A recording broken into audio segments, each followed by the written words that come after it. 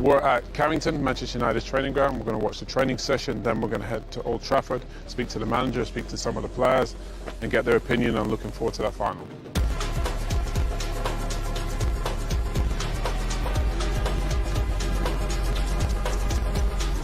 See all the media here, and there's a lot of expectation and pressure. It's such a massive game for everyone.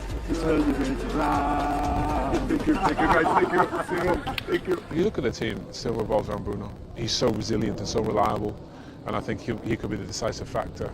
A lot of these guys haven't played in the game this big. Obviously Casemiro has and Bruno has, but I think having players that have been there will help, and you hope the young ones enjoy it, like Ahmad, and play without fear, and then they can be really dangerous. It's a huge opportunity, and that's how you have to see it. You know, there's pressure, but pressure is a privilege. You've earned the right to be in a game like this, play for Man United. Go and grab it.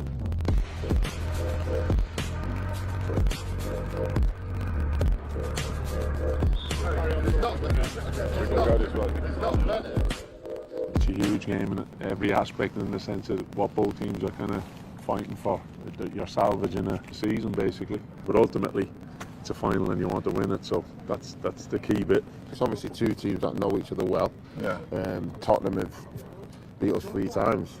But that's not going to count for anything on the day, is it? No, but I still feel you remember stuff. You know, Yeah. if we got beat by a team, we'd walk out and we'd be like, right, we owe them one. Yeah. Can we But that's what I mean. That was our can we mindset, stay wasn't on it? the You know, top? like somebody was, you know, with the utmost respect, someone's going to get it. You know, that Champions League final. Remember in training when we in Moscow? Yeah. Do you remember we all had a massive row? And Sir Alex come on and he said, "Guys, save it for tomorrow." Do you know what I mean? But that's how we approach it.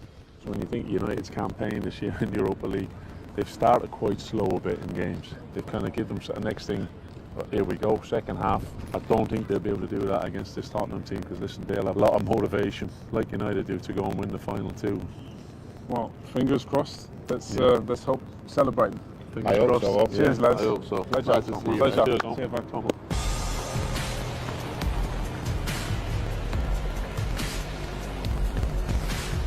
Harry, thanks for joining us. Obviously a European final with Manchester United. That's quite a tricky season, probably say the least. It must be privileged, I think, looking forward to a final like this. We know it's not been good enough this season. We take responsibility for that as players. We've had 2 managers.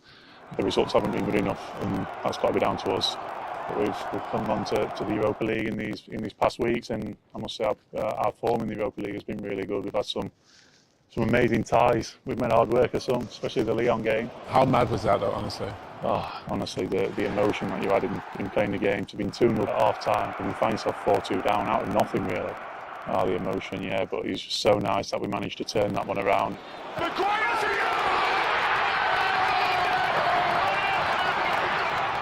The Bilbao was a little bit more comfortable. Probably the red card made a big play in that in the first leg, and then a positive performance in the home side. But no, it's been a good run, and one more step to go.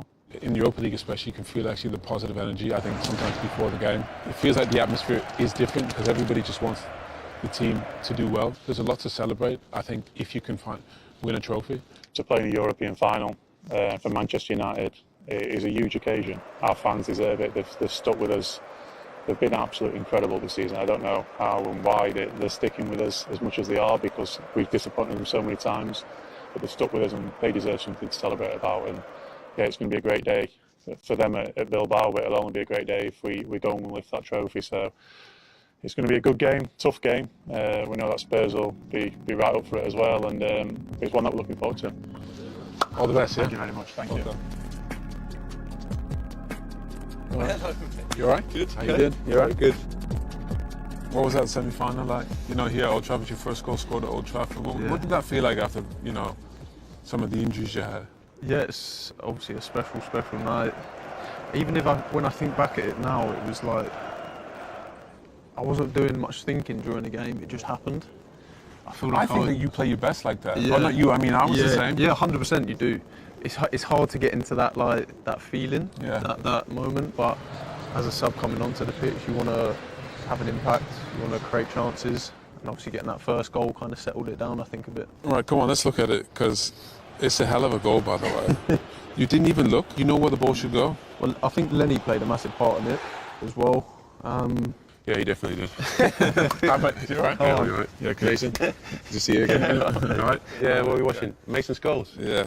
I wanted it then. You can see my arms go up because I was like, play it through. If you watch the little detail there, I'm ready to for the little square there. Here he goes. I could have played him. Look at the scenes, that celebration there. Oh my God. It's a guy who's back. This is one of the best places when you score a goal like that. I think because Yeah, well, I mean, I waited a long time to get a goal here, and obviously that occasion to score, the crowd's reaction, the type of game it was obviously amazing. it was nice to actually see even like the teammates' reaction. It shows you like what a together group it is because obviously teammates see you in the dark when you're in the gym, and it's Definitely. coming back from injuries. You know how much it means. Yeah, definitely. I think Mason has been one of them players, like, we obviously know how good he's been, and he's had a couple of injuries here and there, and he's not really found the momentum, but he's been working harder for this every single day, and it's very good to see that all his hard work has been paying off. That was a nice one, yeah. I enjoyed that one a lot. Well, go and make some memories. Good luck for the final. Yeah. Thanks, mate. Good one. Yeah.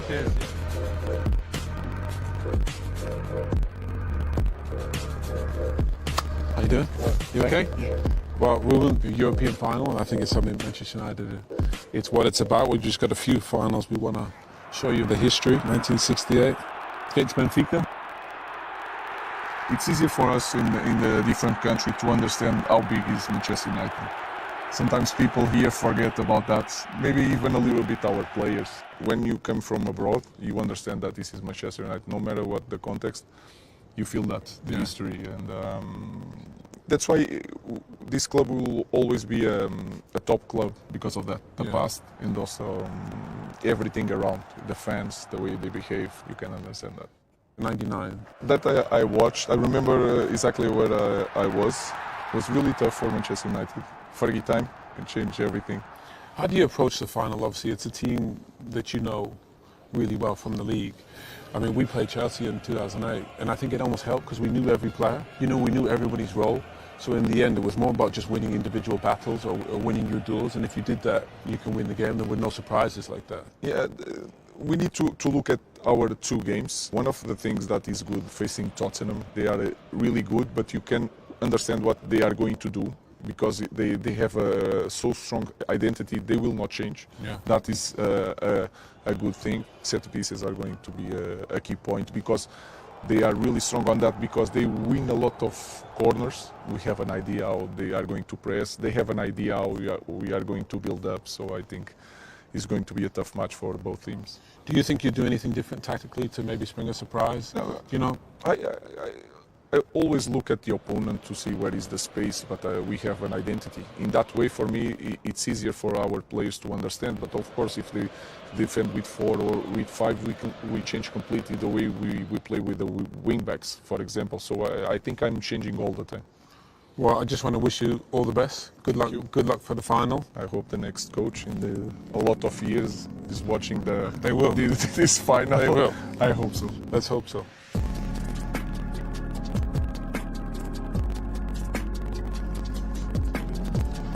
Hello, gentlemen. How are you? Yeah, I'm good. You're Man United's most consistent player. How do you think you've been able to kind of manage the expectation and being the captain, but still perform and be so consistent when other players haven't been able to? Every season I put new targets for myself. I put new things that I want to improve, to get better, to do better. It's a pleasure to be at this club. You know, like I've followed the club a long time.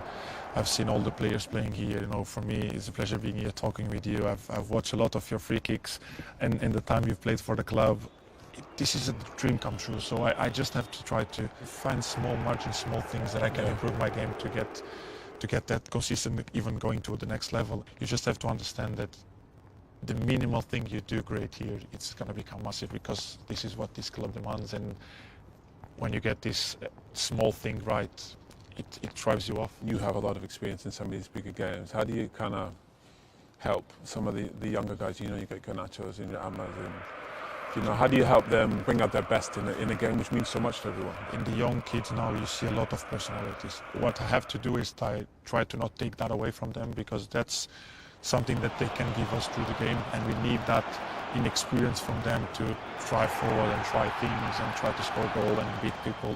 I want them to enjoy the most as possible, because this is an experience that I think at this club you should have it often, and hopefully we're going to have it often in the future, so for them to get used to this kind of games. We got a message from one of my colleagues, a guy you know well. Yes, Bruno, it's Rio, man. Listen, I hope you do well out there, guys. Please, I need you to win this game, man. I know you're desperate to do that as well.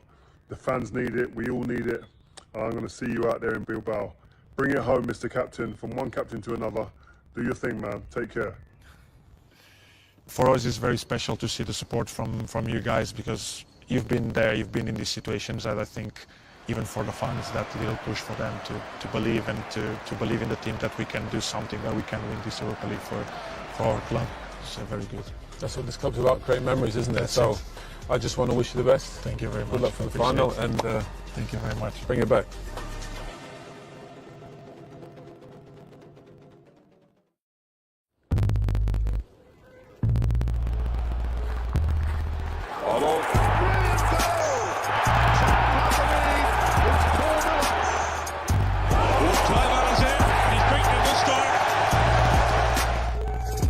I'm the only defender here, by the way. You know, we're talking about two attacking players who probably didn't make a tackle between them. Steady, that river's not too far away.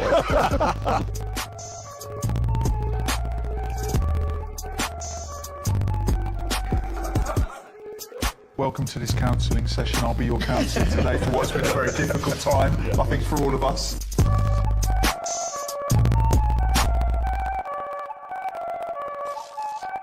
So, gentlemen, this is like a Mount Rushmore of football legends. European memories. I was a Spurs fan when I was 8. Heard that they were the first ever club to win a European trophy, and that stuck with me a lot, actually. And I remember watching it in black and white at home as a kid, and that made me feel even more proud to be a Spurs fan, to be honest.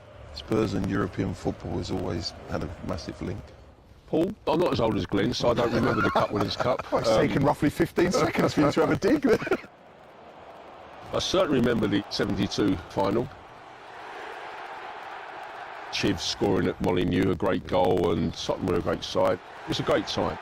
What was your link to it? Because your dad, of course, was in Bill Nicholson's team, Les Allen. Yeah, the greatest Tottenham team ever, that double-sided 60-61. I always say I was born into it because I was actually there at Wembley that day when they won the double.